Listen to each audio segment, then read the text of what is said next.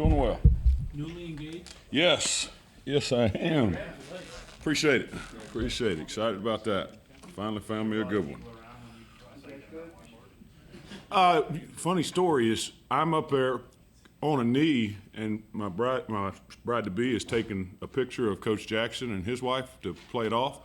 And these people come up behind us and start yelling, "We've got a wedding reserved for here at 2 o'clock." And I'm like, can you not see what's going on right here? So they interrupted a little bit, but we got it done and got it handled, and it was all good. Okay, we have safeties coach, Dontae Wright. Questions for Coach Wright? So Dontae, just start with your positions. What do you see out of the safeties? Well, that's a great question to start off with. I see we have more depth, which more depth leads to more competition. Which is always a good thing. That's what you're looking for in any coach, as any coach, is more competition. So those guys, they don't feel comfortable. They always know that somebody is pushing them, so they always have to get better. But we got more tools. We got guys that can be physical. We got guys that can play coverage. We got guys that understand the game at a really high level. We're faster than we've ever been. So I see a lot of ability if you look at the whole group as a whole. And each one of them are unique in their abilities. Each one of them are different, and that's exciting. But they can all do what we ask them to do.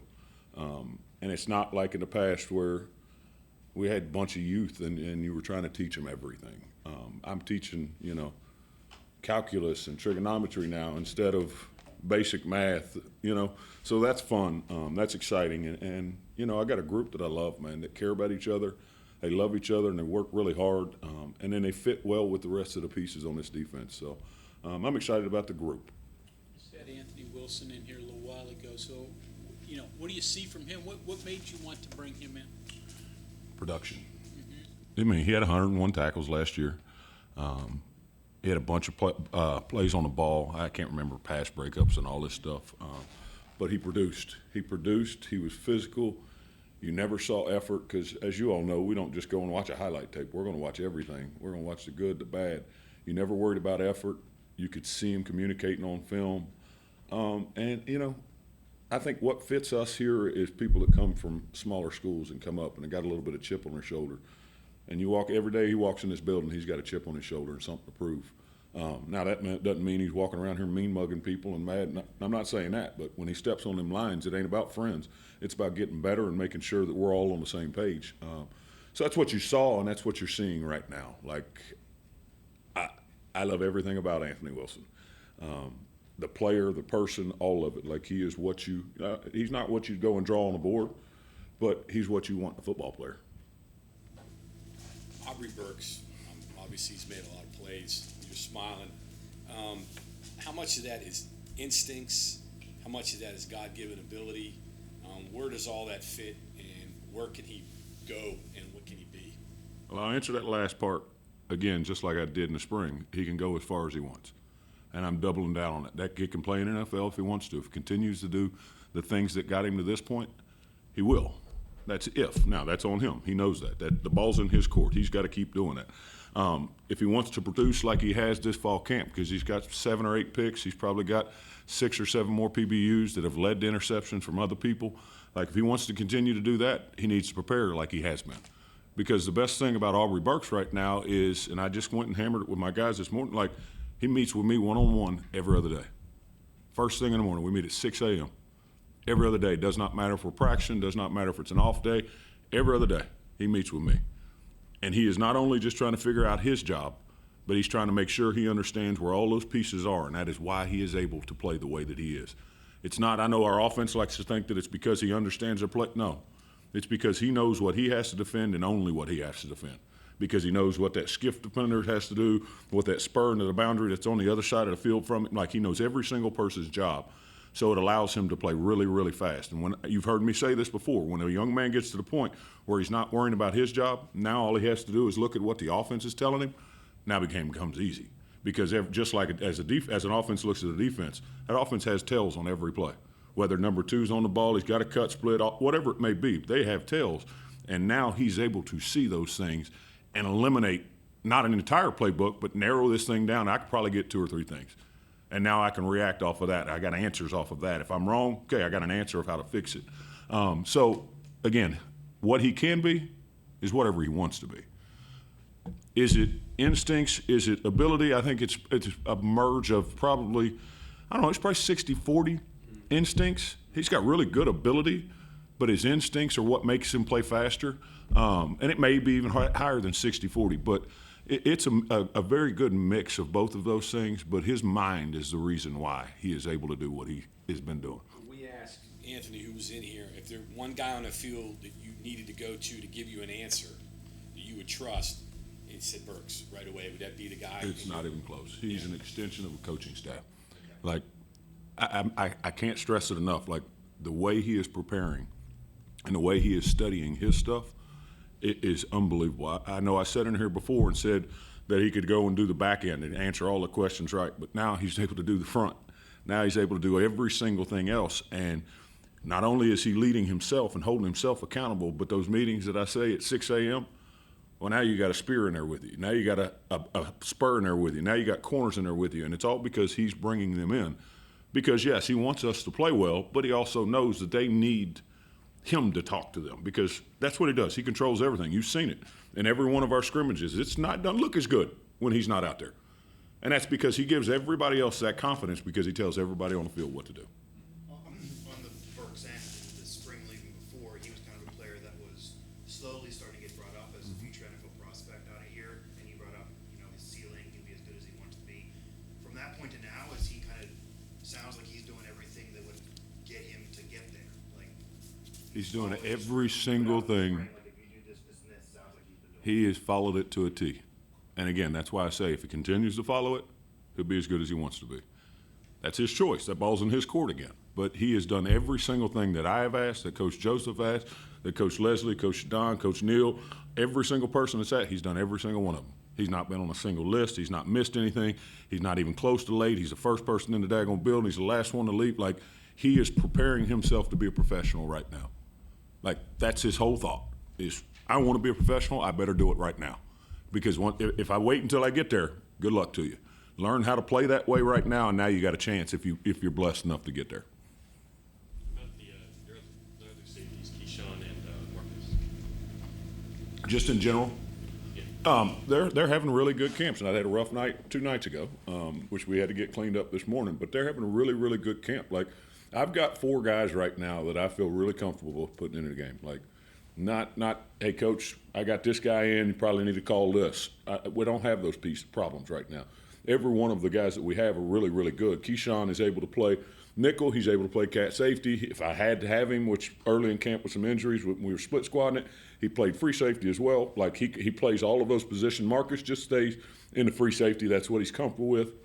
And I don't want his mind to get bogged down with other positions. But those guys are great. I don't want backups. They are backups because the first person that rolls out there, you know who the 2 are. But they're going to play a bunch of football, and they're going to help us win a bunch of games this year. You're not incredibly tall in safety. No. And I was how do talking you? about me. Well, yeah, I was just saying, you recruit guys, That's how it sounded, right? you player, but you don't have a lot of height. How do you coach that with those guys? It's just, would you like more length? Yes, but at the end of the day, it's all about the technique. And if they use the techniques that are being taught, that length doesn't matter. Because now the only thing length does is allow you to be further away. Without length, you just got to play tighter to people. I know you've heard Coach Coons talk about it in special teams. They got to get ball me man. Like, that's it. Once you get smaller guys, shorter guys, you got to think more ball me man. Think deny. When I got length, now I can bait them into some stuff, be a little bit further away, and still do my job. Is there any technique differences when you're doing 50-50 balls and you got a high point? Clearly there's. There is. It depends. I say there is, but it's not. It has nothing to do with the length. The techniques are the techniques. Just the taller guy will get to that technique faster. Like, there's 3 ways to play the ball. If I'm in phase, I'm gonna lean and locate. Meaning, if I'm stride by stride with that receiver, I'm gonna lean and locate. Does not matter height. I'm gonna lean and locate. I'm gonna get my eyes back through the sky so I don't get PI. If I'm a little bit beat and I'm a half a yard behind, now I'm gonna think secure the tackle and I'm raking through the opposite hand. Okay. Well, now if I'm really, really beat Okay, I'm just going to run like heck, and you're going to see. You see all the time we complain about getting defensive pass interference, but if I'm really, really beat, and now I see that wide out, and he starts to slow down, I cannot do this. I can't look because what am I going to do? I'm going to run into him, right? So now the only thing that I can do is this right here because I'm still looking for the ball. Now my body doesn't matter if I hit him or not. So the length doesn't matter, and it's all the same technique.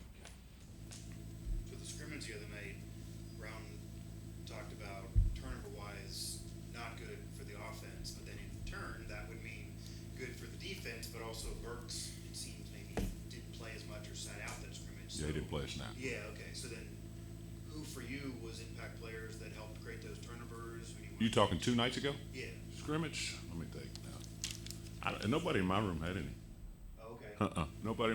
Avery dropped one. Aiden Nelson should have had 2. The rest of them came from linebackers. Oh, okay. We had some fumbles off of sacks and stuff like that we got turnovers on, but we didn't have any in my group. Okay. But over the course of camp, I'm looking at my list. Yeah. Anthony's had a couple. Keyshawn's had a couple. Marcus has had a couple. Avery's dropped probably every one that he's had the opportunity to. I'm really not happy about it. And then Aiden and Josiah both have had 1 apiece. So we've had a mixed bag of guys getting their hands on balls, which has been an emphasis for us. Right, and that's a noticeable difference, I'd imagine. Yeah, and it's just in the way, the structure that we do some things now, defensively, coverage-wise, that allows them to play with a little bit more vision and break and use what God gave them, their athletic ability. Does the confidence, knowing that, feeling more confident that these turnovers are going to happen probably this year than last year Yeah. when you're in a rut, allow you to almost coach differently and be more aggressive? Or? No, it doesn't matter. Like, at the end of the day, I have to coach the way we have to coach the way that our kids need us. And our kids need us to be motivators. That's what we got to do. If our kids can handle it and they do it themselves, that's what they got to do. But the way we're going to coach always be aggressive. Like, don't be afraid to make mistakes. Don't be afraid to miss a tackle. Don't be afraid to go for an interception. Like, if you make an aggressive mistake, that's okay. We'll come over and coach you up of how to do it better. But go be aggressive and let's not play passive and let people dictate to us. Let's go dictate to them. And if we make a mistake, we'll clean it up. Let's not make the same mistake twice, and let's move on. Young safeties, Josiah's playing for you. He is. And then also Aiden Nelson. Aiden Nelson and What do you Josiah. What do you think of those 2? I think they got really big futures. Just like you've heard me say a minute of times, like, the game is way too fast for them right now, and mentally it is way too fast, but the kids love it. They care.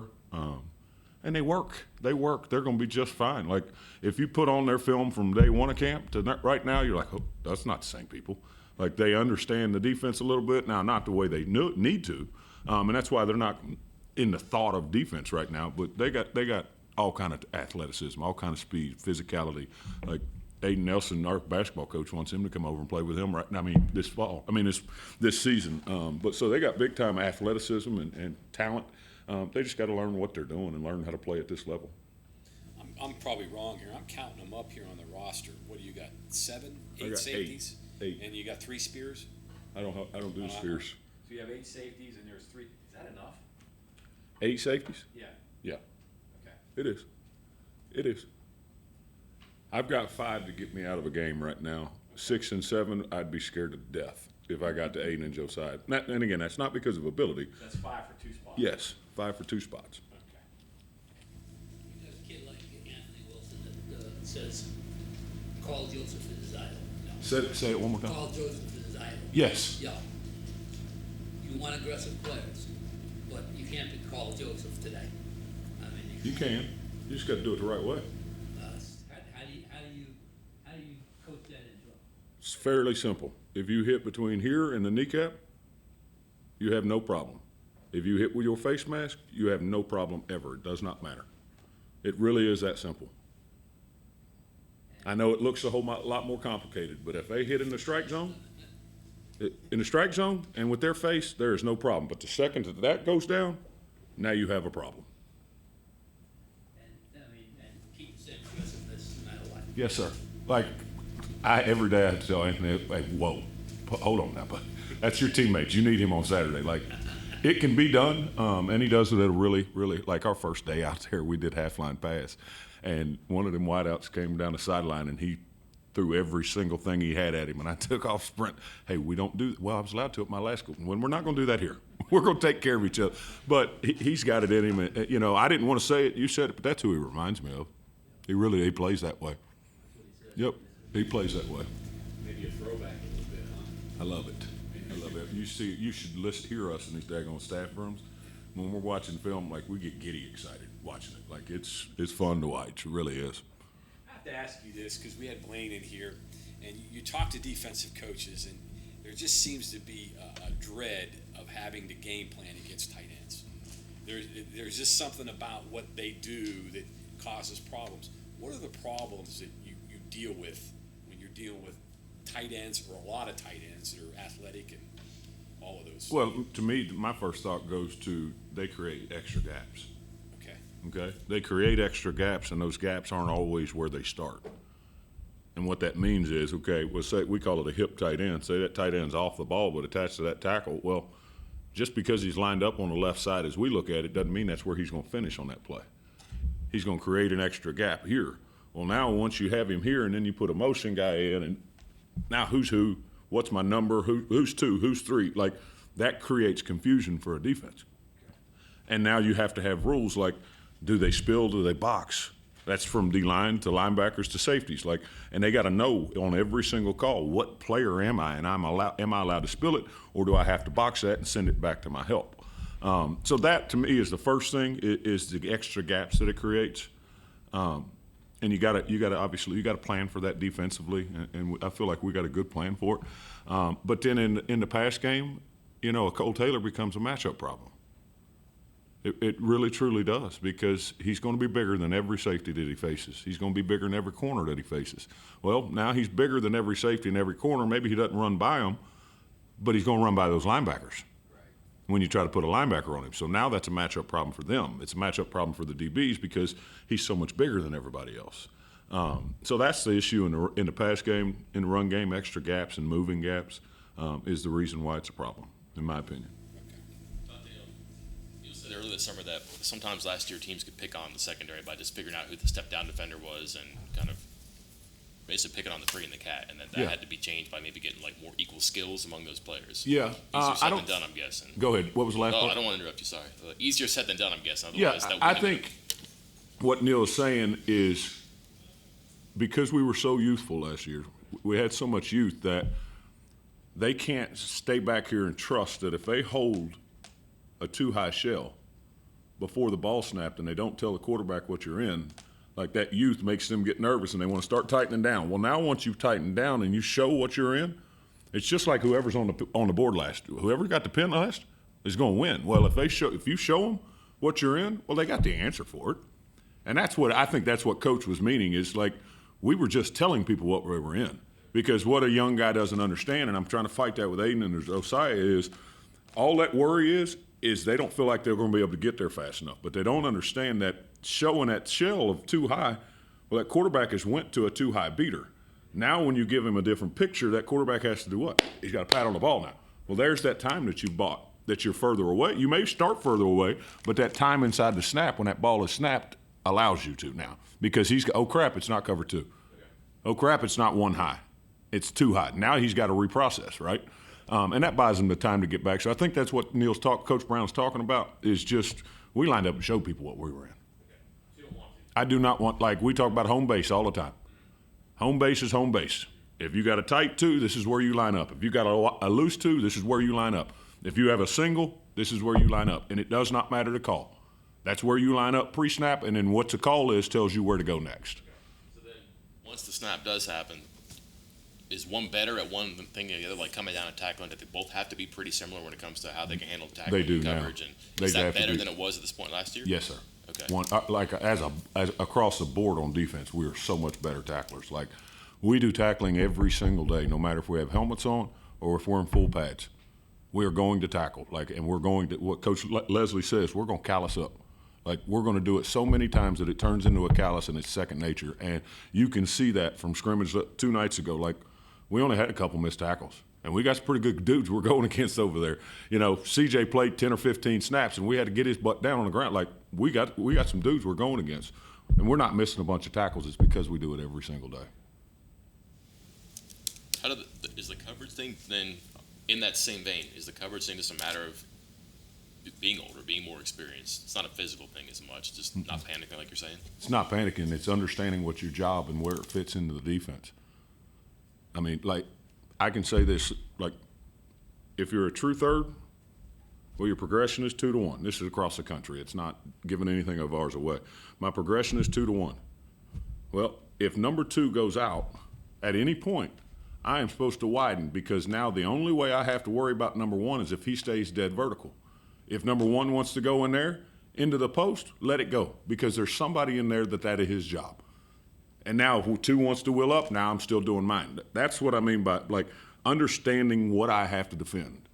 Like, if 2 goes out and you don't widen, well, now all you're going to see is 1 coming at you running a post, and you're going to want to squeeze back with it. So understanding what you have to defend and what your job is, that comes with reps, that comes with maturity, experience, all of those things. But I really like where we're at. I think our guys have a really, really good understanding of it. All of them have a really good understanding of it. They got to keep honing in on it, but I like where we're at right now, 12 days out. One more, Stokes. Finally healthy? Spear. Okay. Natural to him, too. Really? Yes. That's changed. I know you don't have Spear. Yeah, he's playing Spear right now behind Hershey and Lance and all those guys. And I think he feels at home now. He feels more comfortable, because his problem is he's better when somebody's telling him what to do instead of having to be the one that tells everybody what to do. So he's moved closer to the ball, and he's physical, he's athletic, he'll strike you. Now he's just got to learn the position. And you can see he's getting better every single day, but he's going to help us at some point, especially on special teams this year, maybe on defense.